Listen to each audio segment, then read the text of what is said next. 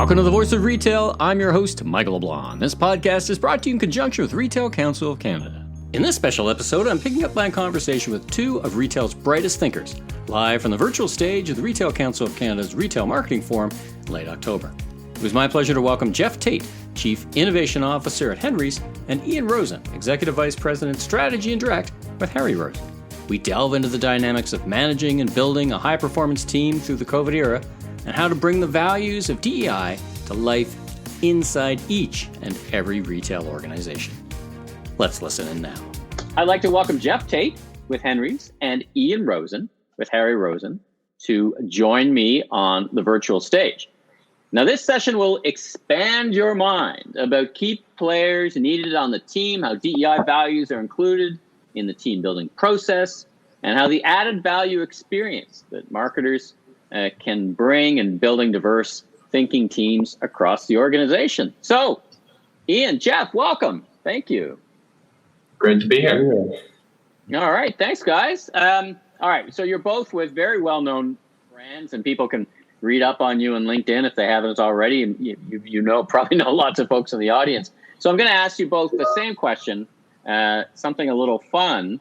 And I'm going to start, Jeff, with you. Tell me something about Henry's that would surprise us. I'm investing in business 100 years, which is interesting. So that idea of constant innovation and pivoting, we've ended up becoming this creative place to go. But I always find the most interesting fact is there is no Henry. There is no Henry in the business. Harry was the one that started the business, and he didn't like the way it sounded, so he picked the name Henry because he thought people would like that more. And I think that's a really interesting fact. Well, Ian, I have to say your grandfather named it well. That's a funny thing. Tell me something about Harry Rosen people might not know. There is a Harry. He's in the office next to me at the moment, actually. So something that might surprise people, I think building off of the presentation we all just watched, outside of our stores, about 10 to 15% of the store's business every day is done outside of it. That's with our clothing advisors and stylists going to customers' houses. That's with that client actually, doing office visits or selling virtually, selling over FaceTime, curating our website. So I think that last presentation brought up a lot of great points. And a physical space doesn't have to be four walls. It can be, a team and a business. And I think that's what we'll talk about today. Now, Ian, is that something new in the business? I've been shopping at Harry Rosen since I was, in university going to my first job interview. And it's always been the case that there's always been really great sales reps and people there helping me. Is it new that they're doing this outside of the four walls, or is that something that's just always been part of the DNA? It's something that we've been training and standardizing. So I think we've amped it up. Obviously, COVID was a great acceleration of a lot of those behaviors and clients' willingness and wantingness to try new things.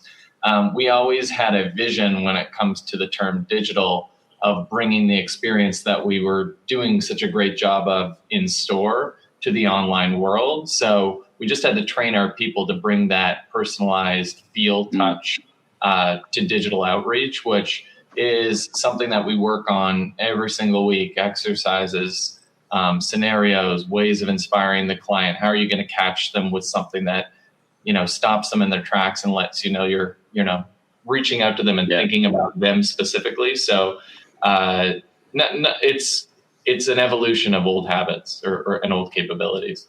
Yeah, it's a topic beyond the scope for today. It's a whole other topic around, it's a very different set of muscle memory to do it in a Facebook Live than it is in person, right? So it's a great rabbit hole to go down, but I'm going to pull us back out of that rabbit hole. All right. We're here to talk about people, and I'm going to throw the first question to you. Let's start with hiring in the marketing function and e-commerce marketing together in the COVID, not quite post-COVID environment. I imagine, not all of your team or many of your team wasn't working in the offices in the head office, which brings up the hybrid discussion. And then that naturally takes me to how your perspective is on hiring in terms of looking for candidates who are not physically located where the Harry Rosen head office is. How are you at Harry Rosen thinking about that? And how are you thinking about that? After you sent along these questions, I actually just got off of a conference call with somebody in Lagos, Nigeria, that's on our team as well, who's on vacation but visiting home for personal reasons, and wanted to make sure he could stay productive, as well as a new hire we have in Kelowna, BC, who I've never met in person and only met virtually. So I thought that was a great way of articulating, based on the role and based on what people are doing every day, we have ways for them to be productive. Obviously, we operate stores and we don't have robots pick, packing, and shipping our e-commerce yet. So we do need people to do that. So each and every role has a kind of new component or new element to it where productivity can be done outside of the, planting your feet on the floor. But we do have, a way of thinking about it function by function, role by role. We just want people to be productive and predictable are the two key tenets we work on. So let's not hide where we are. If you're working from home, share that you're working from home and make sure you're productive. Jeff, let's pick up on that thread. Has there been a cultural shift at Henry's as well? And how are you thinking about culture? Ian's talking about productivity. I think if you had to look back over the past 18 months, when I talk to executives, they all agree it's about like an 8 out of 10 in terms of productivity. We all start to turn our minds now to culture, cohesion. Are people leaving because they're not, aligned somehow to the culture? How are you thinking about whether it's bringing new hires or the existing team along with the vision? How are you balancing the culture of the business and marketing and innovation agenda? Well, there definitely has been a shift. I mean, if anything, it's taught all of our businesses that we can be productive and work remotely when there's something that keeps us out of the office, or, there's other circumstances like a pandemic that's happened. So that was something that it kind of forced all of our companies into, and forced Henry's into as well. Having the right tools and technology is there and available to us. So that's the great thing. Using Microsoft Teams, Zoom allows us to stay connected. Yeah. But what an important piece of all of this is for us is keeping the communication clear and keeping the communication across the right team members, because there is no longer a drive-by conversation that's happening in the office. There is no, sharing information between a group of desks. That doesn't exist anymore. So people can be left out if you're not careful in how you communicate, and be very purposeful in the meetings that you bring the team together. The other piece to that as well is, how do you keep team members working and knowing each other and interacting when they don't necessarily work together on the same project? Because when you're in your office and you're only doing things related to your projects that you're on, you could not talk to the other half of your marketing team. So being really purposeful and creating, trying to create events and think about what that hybrid environment is going to look like going forward is extremely important.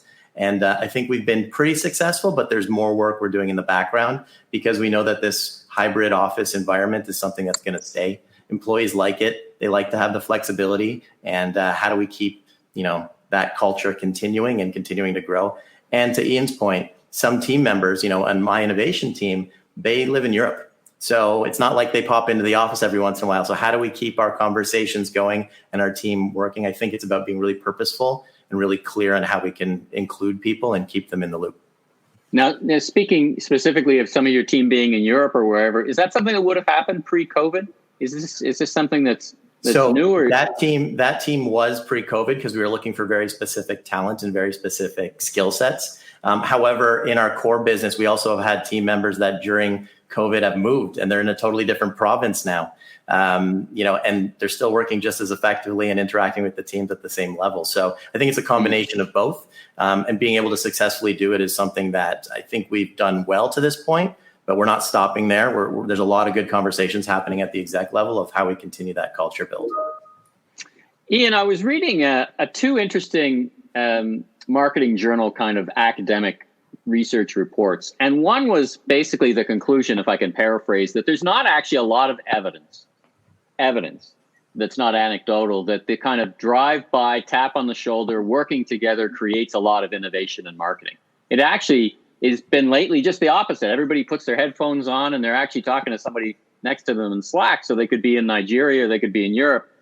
There's other research that talks about, though, that is starting to prove a bit of a less cohesion, like people being disparate have less cohesion to the business. I mean, if you've hired somebody, they're not in front of you. So there's two dynamics going on at the same time. So picking up on these threads, you've got your hands on a fast moving business. E-commerce is some of the terms I don't even get anymore. If you're out of the business for 6 months, hands on, you're talking about things like headless commerce and different things and different media types. As you see these changes, how do you keep the team's skills fresh and the enthusiasm for the mission on a day-to-day, month-to-month basis? How do you keep that alignment? I think we are a product-driven company. Harry was product-oriented, and he believed if you bring great product into the market, clients are going to resonate you. A great Eton shirt, perhaps, or we scoured the world and we work with great vendors to curate an assortment that we think clients will be excited about. And we have to get our team excited about product, no matter if they can't see it physically, no matter if, we're doing buying appointments virtually. I commend our buying team for curating an assortment without physically having all the product in front of them. It's been a great feat, but we keep rallying people around the idea of everything that we're doing is trying to emphasize and champion the product and the experience and what we're trying to accomplish for our clients more and more, and emphasizing how the work that they're doing is contributing to that end. And I think that has to be the key motivating factor for each and every one of our team. Or I guess, that's one of our core values. And we find that the more, the more not aligned you are with those core values, the less successful you're going to be at Harry Rosen. So we keep bringing people back to product and customer and getting them enthusiastic about this. And as roles change, as responsibilities, grow, it might get more and more opaque. And the more removed you come, you might become more and more distant. So we've had to force a number of ways of getting people back in tune with product. Maybe that's participating in, how the buying team curated this thing and connecting everybody with the buyers and saying, tell me the story about this brand. Technology makes that a lot easier than the office, actually. Now, conversely, though, I'd imagine you would, in the before time, perhaps walk around, tap somebody on the shoulder and say, hey, that was a great job you did on that thing. Not a big bring everybody together, but just kind of tap on the shoulder and go, hey, that was great. That's a little harder these days. Are you doing anything to kind of replicate or kind of be that same kind of leader that you were in the before time? Yeah, we've tried to set a target for each one of our leaders to make sure they're carving out an amount of time to recognize and acknowledge contribution, slow things down so people can know that they're on the right track. And that's something that our people pretty early on in the pandemic were emphasizing through our surveys and pulse surveys that, hey, I need more guidance. Like, am I doing the right thing right now? It's not clear if this is the right focus that I might have. So we've been really focused on coaching our leaders to be a lot more communicative and slow things down and remind people, hey, thank you for your overnighter getting this database set up to, make sure that we could hit this launch date, et cetera, et cetera. Right. Jeff, I want to pick up on that theme a little bit in terms of leadership and motivating people. Like when you think about that in your team, we're accustomed to having people from your team distant. What was your approach to that? How did you reward these small, the small rewards that can kind of be meaningful, kind of perk you up like a bit of an espresso in the afternoon? Any thoughts on that? I think it's making sure that we're recognizing the contributions as mentioned, understanding what their contribution actually feeds into the bigger machine and how that we're winning as a collective group. I think that's a big win as well. And making sure we just take the time to step back and recognize the good points, because during this environment where we're working virtually or mostly virtually, you get really focused on what to do and where you're going and not stopping to take a look back on what you've accomplished. I think that's extremely important as well, to stop and take a look as a team and go, oh my gosh, we've been heads down working, meeting to meeting, you know how the Zoom meeting goes back to back. There's no walking to meeting rooms. And oh my gosh, look at what we accomplished. And I think that's extremely important, to actually stop and smell the roses. Is super important across these teams. In different ways, both your businesses gone through, such a time over the COVID era. One thing that's common to both is that there is a mission. And I think this, when I talk to leaders, it's this, we all had one mission, which is kind of actually rare when you think about our careers. Everybody, let's get through COVID. Let's keep our people safe. Let's keep let's get through it in whatever ways we have to. Ian, in your case, unfortunately, the stores were closed. How do we get through it? How do we grow e-commerce? And Jeff, for your business, everybody's looking for another webcam. How do we figure that out? As the mission begins to fade, thankfully, how do you keep that alignment going, Jeff? I mean, how do you say, listen, that mission was clear, but we now have, you've got a mandate I want to talk to you about a bit later, from marketing to innovation. I want to get to your transition personally a little bit, but how do you keep that mission going? Listen, we need to drive the business and be aligned. Is that something you put some thought into? Is it an opportunity to get people together more often at team meetings around the country, perhaps, or more than you used to do before? Any tactics you could share with the people? Definitely, yes. Having purposeful meetings where the team comes together at different levels of leadership and different groups, making sure that they all hear what's being done and making sure the strategy is aligned. So I'll say one big thing that Jillian, our CEO, does is make sure she's very transparent and very open with the strategy and where the business is going. And we make sure that everyone hears this. It doesn't matter what role you're in, the entire company hears the strategy and why, and probably more detail than you see in a lot of other companies that I've been part of. And it's refreshing to be able to have everyone on the same mission because they know what they're contributing to the bigger picture. I think that's extremely important. But having those purposeful meetings and those touch points, I think, is build, we'll call my box all the way the row in the company. So everyone knows what their top priorities are and what they're looking to accomplish. And then we, at the end of the quarter, sit down and take a look and say, did we accomplish them or did we not? And where are we going? I think keeping that clarity on what's important and what is a secondary initiative is extremely important to success. Ian, I want to change tracks a little bit. And let's talk about DEI initiatives. I was reading a PwC survey, just came out. It's a great survey on global culture, includes some Canadian data. And it basically, there was one chart that kind of grabbed my attention. And it basically asked on a number of different metrics around diversity, equity, and inclusion, the C-level executives and then the mid-level executives. And the C-level executives gave themselves really high marks. And the mid-level said, yeah, you're not as good as you think you are. It wasn't like a big gap. How do you think about and incorporate and work through DEI within your teams and as you hire and as you bring your people together? How do you make it live within Harry's? So I think it's an incredibly important topic, and one where at least to counter to what the survey said, we said our job as executives is to give permission and recognize that this is important, and we need to pull together leaders at that next level to actually push us forward, because a top-down diversity, equity, and inclusion policy is not really, or strategy doesn't really catch wind and inspire people to make changes. We've pulled together a lot of people who are extremely enthusiastic on this topic and made sure that they have the right facilitation and that there's the right presence in the room for us to have constructive conversations. And they have been chipping away at things that I guess one of the rallying cries is like, number one, you got to listen before you react. And number two is we can do better.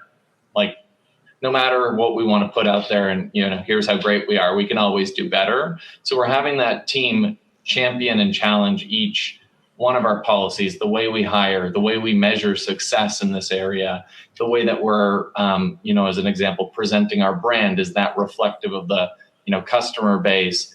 And we're going to hopefully see more and more material changes, both internally and externally, for us as a brand. And this is something that we can't hide from our clients as well. So we're taking it seriously, and it's definitely been, I'm really proud of how far the team's pushing the thinking and pushing our thinking on the topics. So I like that. Basically, it's kind of a hands-up strategy for engagement, right? Who wants to help, who wants to get involved, and up from the bottom versus an executive level. And just but also executive support to right. be able to say, hey, it's really important that everybody takes a robust bias training. We all need to be refreshed on what bias and unconscious bias looks like. So we just rolled that out across the organization. We have a learning management system. We made sure that everybody did it. There was no fake listening and clicking ahead, because you had to take surveys with actual relatively difficult questions in it that made sure you paid attention to the material. So, and that's something that we as executives need to make like, hey, we're going to do this because it's the right thing for us to do to push, the floor up as much as possible. Right on. So it's a big component of your job, not just the culture, but it's a big focus for you. It's great to hear. Jeff, I want to touch on your career transition just for a minute or two. I mean, you're a marketer for many years, and now you transitioned into innovation. Now, many would say they're one and the same, they're close cousins, but you have a different objective. Any advice that you can give the retail marketers who are listening, who might be themselves saying, I've been a marketer, I'm really, I love it, but maybe I should get some different experience and move around the organization? Would that be a good thing? Would that be your advice to the people? Yeah, I would say that, the journey from marketing into innovation has been a very interesting, eye-opening one. Lots of learning to be done on the journey, but as well as you said, they are closely aligned, where it all starts and ends with the customer. Marketing very much the same, but it does open up a little bit more of my view. And I'll say to anyone that's thinking about taking a role outside of marketing, because I still consider myself a marketer and I still own the marketing on the innovation side, but I've done 2 roles in my career. One of them was at Canadian Tire, where I was being internally recruited for 2 different areas, one within advertising marketing and one within a strategy role. And I ended up going with the strategy role, and it was one of the best decisions that I ever took, because it helped open up my view as a retailer and helped round me out, I would say, in terms of my experience and understanding on how I affected other areas of the company and how other areas of the company affected a marketer. And I found that extremely valuable. And then I went back into marketing and pursued it with my career. And now I'm making another jump, which is learning how to innovate and operate more like a startup. And on top of all of that, how do you fail fast and learn fast, not just from marketing perspective, but an entire business perspective. And I would say for anyone thinking of making the jump, try it, make the move, make sure it's something that you want to do. Don't just move because it's a move. And also think about how that can impact you and round you out as an experienced retailer. And if you think that is the right move, you can always come back to marketing later on, but it could make you a better retailer for it. Ian, I've been very impressed by the comprehensive social media, social commerce, performance marketing work that you and the team have been doing. Tell me, when you look for people, are you looking for storytellers, or are you looking for performance marketers, specialists or generalists? How do you think about that? I think we're looking for a balance on the team, and we want people to know both sides of the equation. So, there are tricks to performance marketing that somebody who's been deep in the weeds of performance marketing is going to do better than somebody who's learning it on the fly. But you need to teach them, what story are you telling? What is the data not telling you? What is the business that you want to be building? As a good example, your highest performing return on ad spend campaign out there is always going to be your sale campaign. But you can't always be promoting sale as a retailer. You have to be building, you have to be converting that sale client into that first time regular price purchase or whatnot. So you have to be focused on what your overall storytelling objectives are, and be working with the creative team and the marketing brand team for hey, what is that story that we want to tell? How might you tell it? And hey, I can actually serve it up in this really elegant way, because performance marketing is evolving every single day. So I think that's the way we're looking at it. We've had a good balance on the team. And I think also you have to educate people on what performance marketing is. There's a big knowledge gap. It's kind of, people know that ads are following them around the internet, but they don't know how. And I think it's something that everybody should invest a little bit of time understanding. So it's almost like a cultural orientation for some rather than a deep skill set, but everybody should have that kind of, everything we do should mean something.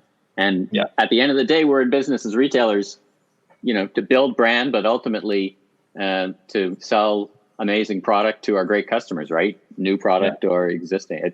It's great advice. Jeff, I'm going to end off with you. Speaking of advice to your fellow marketers, CMOs, innovation leaders, top 3 things that you can think of to help their teams survive and thrive in the marketing world that we look ahead to for 2022 and beyond. Well, I'm just going to echo the first one. I'm going to echo what Ian said, which is great, is having that balance of the art and science is extremely important. And you can go down a path too far from one to the other. And the best marketing actually balances both well and has an understanding of both. So functional marketing and understanding, there's so many different tools and there's so much data and there's so many different ways to talk to the customer. Being able to really step back and look at it all from a functional standpoint will benefit the organization well. And that art and science balance is everything. The other one I'll say is, if you haven't yet started building your own community, and it's not just followers on social, but building an actual community of people that like and use your product and like what you're putting out and loving your brand, you need to start doing that now. This is the stuff that goes much further than any one paid ad or one sale or one promotion. And they're going to be the best feedback for you in terms of improving and innovating. And then lastly, and it really is that balance between my previous roles in marketing to this one, is be comfortable with the test, try, fail approach to things. Set aside a budget and some resources, some time to try some things out on the side, some things that are a little different or wackier, and see what happens. And be okay to pivot. It might not be 100%. It may not be perfect by the time you put it out there, but just get it out there and see what happens. And by doing that, you're going to uncover and discover a lot of things. 1, great insights about the customer, but 2, you might stumble upon something that works really, really well that you wouldn't have tried otherwise. Well, Jeff, it's fantastic insights. And I want to thank you and Henry's, because your marketing, your content marketing, I love Gadgen, your guy who does the YouTubes. My lighting in here is from Henry's. And it's thanks to you that I can put this stuff together, you and Henry's. And Ian, it's thanks to you and Harry Rosen that, hopefully I look okay doing it. So listen, thank you both for your insights and for both of you and your teams for the businesses you run and for joining us here today at the Retail Marketing Forum. Thank you very much. Appreciate it. Thanks for tuning in to today's episode of The Voice of Retail. Be sure and follow the podcast on Apple, Spotify, or wherever you enjoy podcasts so you don't miss out on the latest episodes, industry news, and insights. If you enjoyed this episode, please consider leaving a rating review, as it really helps us grow so that we continue to get amazing guests onto the show. I'm your host, Michael LeBlanc, president of Emmy LeBlanc Company, Inc. And if you're looking for more content or want to chat, follow me on LinkedIn or visit my website at emmyleblanc.co. Until next time, stay safe, have a great week.